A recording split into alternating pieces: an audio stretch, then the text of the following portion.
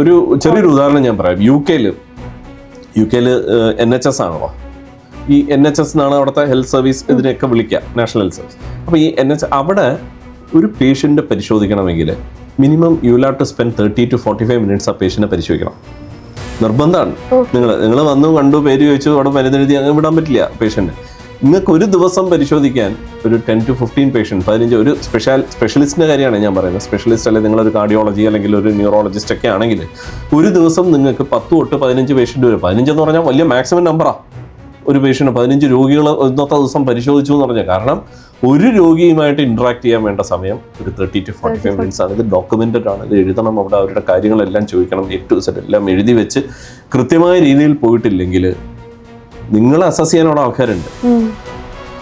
അതേസമയം ഇവിടെ ഈ 45 മിനിറ്റിൽ 50 രോഗികളെ പരിശോധിച്ചിട്ടുണ്ടാവും.